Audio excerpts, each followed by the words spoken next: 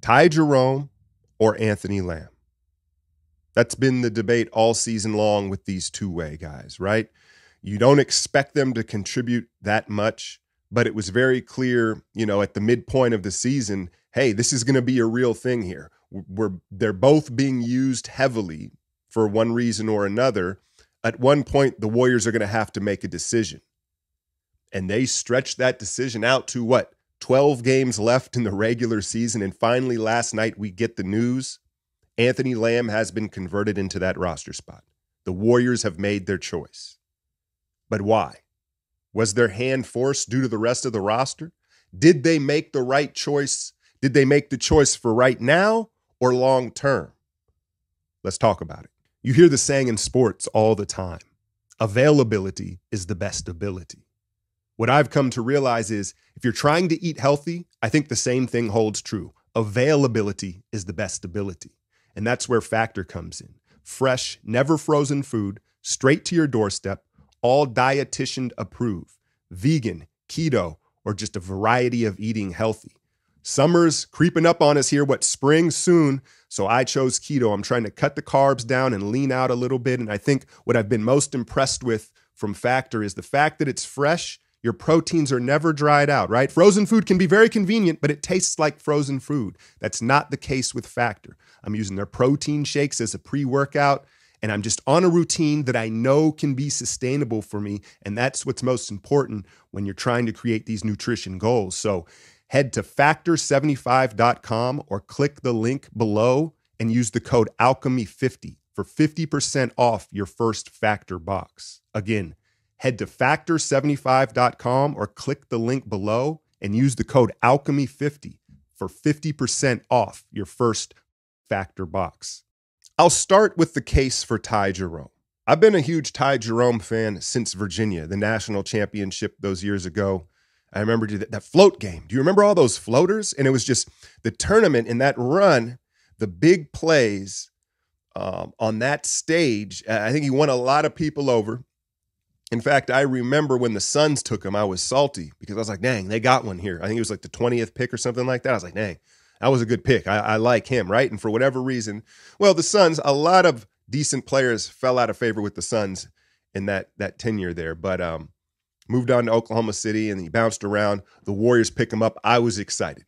Sure enough, he's a Steve Kerr type of guy, right? And he cracks the rotation for one reason or another. I know a lot of people frustrated that he's playing over the young guys. The truth is, at this point in this season, he's just a much better and polished basketball player than some of those options at that time. But I think that overall, the argument for Tai is his positional value. When you talk about a backup point guard in this league, it's a very difficult position to lock in long term, and it really doesn't, system or not. We can talk about the system and playing behind Steph. Clearly, he fit into that system and he understood it. But by nature, the nature of a point guard, their whole basketball playing career, they have been molded into being the leader, right? They're the leader of the team and they're the lead guy. They have the ball. And so at a certain level, whether it's Division I or the NBA, to be moved to the backup position at the point guard spot is a difficult thing. And a lot of guys, that's why it's so hard, I think, to find. A lot of guys aren't willing. It's just not their nature to be a backup as a point guard. And I think Tai fit that bill as far as he knew his role. He knows his limitations and he's going to be content in that role. And so you could make the argument that, again, finding a long-term backup point guard like Tai Jerome holds more value than a kind of tweener, an undersized forward in Anthony Lamb. Now, of course, the limitations, as both of these guys do have on the defensive end. You say, well, in today's league, how many guards can you have that can't really defend on one roster? So there's that argument against him. But Anthony Lamb, not exactly Kawhi Leonard on the defensive end either, right? So I don't know where that argument sits. And I think ultimately you look at the positional need, right? And we can start with the James Wiseman trade. You trade big for small. So GP2 is another guard on deck here. Hopefully, it sounds like he's getting ready to suit up here in the next week or so. We'll see. So there's another guard position, right? Dante has clearly gotten more and more important to this rotation. Andrew Wiggins is nowhere to be found, a front court player, right? And then Andre goes down again. Andre goes down with the wrist surgery, because usually when you have a fracture, wrist surgery is bad news, right? So prayers out to Andre. Listen, this was always the scenario. I was on his neck all season long about playing. It was never could he play. It was, can you stay healthy? And his body has betrayed him. But, if this is it for Andre, tremendous career, right? And I'll say this, and I mean this in a complete compliment. Like, I try to play like Andre. That's the type of player I like, right? If you pick me up on your squad in a Saturday morning game, I'm going to try to play like Andre. I'm going to try to defend, run the floor, rebound, dribble, pass, shoot when I have to, do a little of this and a little of that. I love his game. But it seems, again, like his body has betrayed him. And so now, did this just force the Warriors? Who knows how close this decision was? I think a lot of people thought it was Lamb already, right? But then this made it an even easier decision when you look at no Wiggins and no Andre. So you need that front court player. And so Tai, while he may be the better long-term decision and hold more positional value, right now for the rest of this season, they clearly need Lamb more. So let's talk about Lamb and what he does and doesn't bring to the table. First and foremost, you're going to lead with the shooting, right? That one-handed three-point shot. It's so interesting. A lot of female hoopers and girl hoopers have that technique where they release the guide hand a little bit early. My daughters just got done playing with a girl that shot like that. And the one thing about that is, now there is a limitation as far as shooting it off the bounce and how quickly you can get it off. But shooters that do that, they tend to always have a straight shot, right? Because the hand placement on your shooting hand, it has to be dead center for you to pull that off early, right? And so if you notice, Lamb, his shot is always straight, right? And he's impressed me that he can get it off pretty quickly considering the technique. He's not going to come flying off screens like JJ Redick, right? But he can shoot it a little bit on the move. Maybe most importantly, he's not afraid to shoot it when the game is tight and when it's a big shot. It's one thing to take a shot, with 2 minutes to go in the first quarter, right? But he's proven that he's unafraid and he can shoot the three at a high clip, right? That's the number one selling point. Now, when you talk about his defense, the lack of foot speed, lateral quickness, right? That sticks out too. He's not a vertical guy either. And so you don't want him on the ball. You don't want him point of attack defender, right? And we haven't seen teams pick on him too much as far as calling him up into switches. He also has had issues switching. And, that you'd like him to pick up on it a little quicker than he has. The truth of the matter is the whole team has had trouble switching this year. I'm not sure how much you can put that on him. But those are the clear liabilities defensively. And I think why a lot of the fan base is, they get so frustrated with him.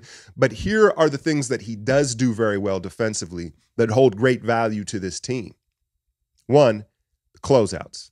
He closes out. He just got pure fundamentals, chops the feet down, stays vertical, right, and does it without fouling. And I think especially to the three-point line, that's just a much-needed asset in today's league and for this team. So he closes out from the weak side to the three-point line very well, but he also stays vertical and contests physically on guys driving him downhill without fouling, right? Again, the lack of quickness is very apparent, but he's a big dude. He's got strength and he is physical. And so, yeah, is he a plus defender? No, but I don't think he makes as many mistakes as maybe Dub Nation and Warriors Twitter leads you to believe. And again, for the closeout reasons, being in the right spot and being willing to be physical and challenge vertically without fouling, those are why the main reasons why I think Kerr feels comfortable with him on the floor when a lot of people don't, right? Listen, Lamb is the type of player that plays 10 years in the league. He really is. He really is. And you say, that's crazy, right? No. He's a universal puzzle piece. Now, understand what I'm saying here. I'm not calling him some super talented guy that should be starting for any team in the league. I'm not saying that, right? But because of his skill set and his in-between size, you can plug him into almost any rotation or group of 5 players in the league. And that's what you've heard Kerr reference. He connects a lot of the lineups, right? And then I just got done talking about role players and backup point guards. He knows he's a role player. right? And I don't think people quite value that as much as they should. We saw it with Juan T, Damian Lee for all these years, especially with younger guys. Like, listen, a lot of these guys aren't content in their roles, but Lamb seems like he understands who he is and his limitations, just like Tai. And so you value him as a role player, and I think he'd be content as that 8th or 9th guy on a good team. Let's talk about the context around Anthony Lamb, though, right? Because I think if you are not a Warriors fan, you're just objectively flipping through NBA games, you turn it on, you see Anthony Lamb in there. He hits a corner three, hustles for a rebound, he's pretty physical. I think the objective fan that knows nothing about the situation is probably like, all right, whatever. You know, I see why he's in there, right? But Dub Nation, let's be honest, the context around his situation has changed the way you view him on the floor. So let's start with the allegations at Vermont. It's a nasty situation. It is. But I am not comfortable enough to write this kid off. We don't know. There's accusations, right? And in this country, I thought it was innocent until proven guilty. A lot of people seem to be treating him guilty until proven innocent. I don't know. What I do know is Bob, Steve, and Steph, 3 guys that I think we all agree move with a lot of integrity, have welcomed him with open arms, right? And a team that is very picky and choosy about who they welcome into their locker room has welcomed him with open arms. Again, I don't know this, but it is your right to say, hey, I want nothing to do with him and he shouldn't be playing in the NBA. That's fine. But it also changes the scope of how you're watching this, right? And what type of player he is. I think we need to acknowledge that. The other caveat is he's taking the minutes of the young guys. And I know what that's like. I think that happens to everybody, right? Where you're thirsty to see Moody. You were thirsty to see Wiseman. You wanted more Kuminga. And when Lamb's in there, never mind how he was actually playing, you just wanted to see the young guys. And so again, I don't know if you could have viewed his actual on-court playing objectively. And so, like it or not, he's here for the remainder of the season. And this evening in Atlanta, no Draymond, 16th technical, you assume he's going to be thrown right back into the rotation. And to be clear here, like, I don't think he should be a heavy rotation guy, but I definitely think he can be used. And I think what has happened with Kerr has definitely got carried away with some of the minutes he's played in certain games. But again, it's that universal puzzle piece. Teams aren't guarding Draymond. They're not guarding Kuminga.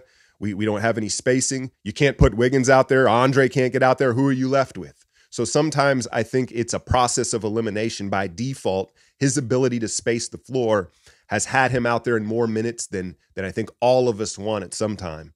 But those are my thoughts on this two-way situation. I think it was the only move that they could have made when you look at the roster situation right now.